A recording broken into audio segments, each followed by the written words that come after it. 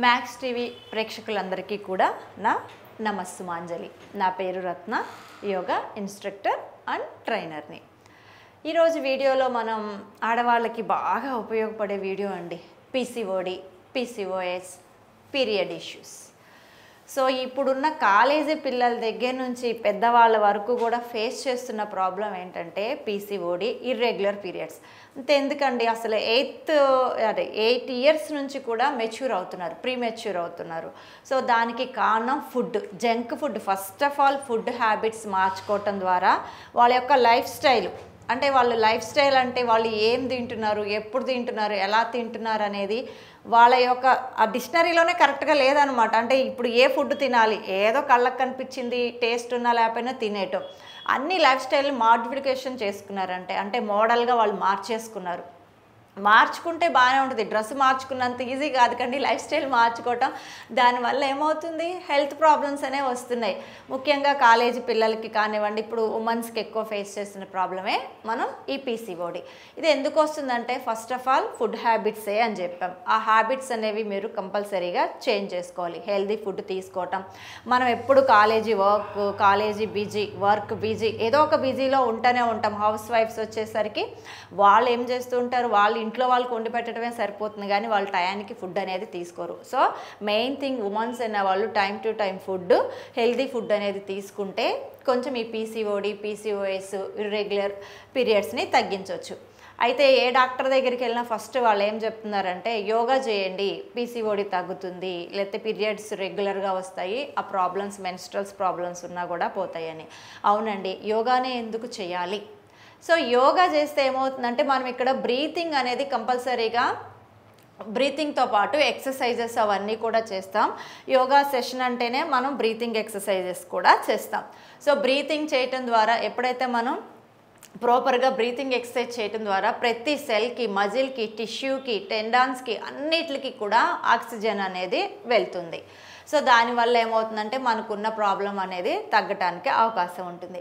మరి యోగాలో మనకి ఈ పీరియడ్స్కి సంబంధించినటువంటి పోజెస్ ఏమన్నా హెల్ప్ చేస్తాయి అంటే షూర్ అండి. బట్ ఎప్పుడైనా మనం ఒక స్టోరీ చిన్నప్పుడు చదువుకునే ఉంటారు, టాటాయిస్ అను రాబిట్, ఏదో ఒక స్టోరీ ఉంటుంది కదండి. అవన్నీ ఏదో పోటీ పెట్టుకుంటే చివరికి ఏది ఫస్ట్ వస్తుంది, టాటాయిసే కదా వచ్చేది. అదే మీ అందరికీ తెలిసింది. ఇప్పుడు మళ్ళీ దాని గురించి టైం వేస్ట్. అంటే యోగా అనేది మనం చేస్తే ఒక్కసారి రిజల్ట్ రాదు, అది నిదానంగా ప్రాక్టీస్. కొంతమందికి 6 months పట్టవచ్చు, కొంతమందికి 1 year పట్టవచ్చు. బట్ చేయటం అనేది, మన ప్రాక్టీస్ అనేది చేయాలి. కానీ 1 month చేసామండి, రిజల్ట్ రాలేదు, మాకు పీరియడ్ ప్రాబ్లం అలానే ఉంది, క్రాంప్స్ వస్తున్నాయి, లేకపోతే అసలు మా పీరియడ్సే రావట్లేదు. బట్ ఏదైనా నమ్మకంతో ఆహారపు అలవాట్లు మార్చుకుంటూ యోగా చేస్తే డ్యామ్ ష్యూర్ 6 months నుంచి 1 yearలో, డిపెండ్ అపాన్ బాడీ. అందరికీ హార్మోన్స్ ఒకేలాగా ఉండవు, అది గుర్తుపెట్టుకోండి. మీరు 6 months అన్నారు కదండి, మాకు 2 monthsలోనే బాగా రిజల్ట్ తెలిసిందంటే మేబీ కావచ్చు.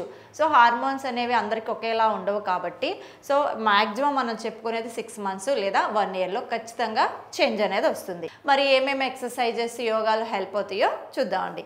దానికి ఫస్ట్ వన్ ఈ బటర్ఫ్లై లెగ్స్ అండి. చక్కగా ఇది మీరు బెడ్ మీద కూర్చొని అయినా కానీ చేయొచ్చు. లెగ్స్ని ఇలా తీసుకొని, సో టోస్ పట్టుకొని ప్లాపింగ్ చేస్తూ ఒక 3 minutes మాత్రం కంటిన్యూగా చేయాలి. సో ఇది బెస్ట్ వన్ అండి. సో పీసీఓడి కానివ్వండి, పీరియడ్ ప్రాబ్లం కానివ్వండి, ఒక 3 minutes ఇలా కంటిన్యూగా చేస్తూనే ఉండండి. సో స్టార్టింగ్లో కొంచెం మజిల్ పెయిన్, అది ఇన్నర్ థైస్ దగ్గర డిస్కంఫర్టబుల్ ఉంటుంది. బట్ ప్రాక్టీస్ చేస్తూ ఉంటే మీరు ఈజీగా చేయగలుగుతారు. ఒక 3 minutes ఇది చేసిన తర్వాత వెంటనే వేరే పోజ్కి వెళ్ళకుండా సుఖాసనాలోకి వచ్చాక ఒక 5 seconds 10 seconds రిలాక్స్గా ఉండండి. దాని తర్వాత హెల్ప్ అయ్యేది మనకి జాను శీర్షాసన. రైట్ లెగ్ని ఇలా క్రాస్గా స్ట్రెచ్ చేయండి, లెఫ్ట్ లెగ్ని ఇలా ఫోల్డ్ చేయండి. జస్ట్ మీకు ఓకే ఫ్లెక్సిబుల్ ఉందనుకుంటే రైట్ హ్యాండ్ అనేది రైట్ యాంకిల్ మీద కానీ టో మీద కానీ తీసుకోండి. లేదు అనుకుంటే మీకు హ్యాండ్ ఎంతవరకు వస్తే అంత, అదర్ హ్యాండ్ పైకి లిఫ్ట్ చేసి ఇలా సైడ్కి బెండ్ అండి. సో మనకు ఫ్లెక్సిబుల్ ఉందనుకోండి, ఇలా బెండ్ సైడ్కి. ఇది ఒక 20 seconds కానీ 30 seconds కానీ పోజ్లో ఉండాలి. 30 seconds తర్వాత మళ్ళీ స్లోగా పోచర్లోంచి బయటికి రండి. సో ఇది మనం రైట్ వైపు చేస్తాం కాబట్టి సేమ్ లెఫ్ట్ సైడ్ కూడా చేద్దాం. రైట్ లెగ్ని ఫోల్డ్ చేసి ఇప్పుడు లెఫ్ట్ లెగ్ని క్రాస్గా స్ట్రెచ్ చేయండి. సో లెఫ్ట్ హ్యాండ్ అనేది లెఫ్ట్ నీ టై మీకు ఏది కంఫర్టబుల్ ఉంటే టో. సో రైట్ హ్యాండ్ పైకి లిఫ్ట్ చేసి కంప్లీట్గా ఇలా సైడ్కి bend and stretch. So hand ఇలా ముందుకు ఉండాలని చాలామందికి డౌట్. హ్యాండ్ ఎప్పుడు కొంచెం వెనక్కి, కొంచెం కొత్త వాళ్ళు అయితే కష్టం ఉంటుంది. హ్యాండ్ ఇలా హెడ్కి బ్యాక్ సైడ్ తీసుకొని ఒక 30 సెకండ్స్ ఆర్ 20 సెకండ్స్ పొజిషన్లో ఉండాలి. బ్రీత్ని గమనిస్తూ ఉండాలండి, ఎక్కడ బ్రీత్ని బిగించకూడదు.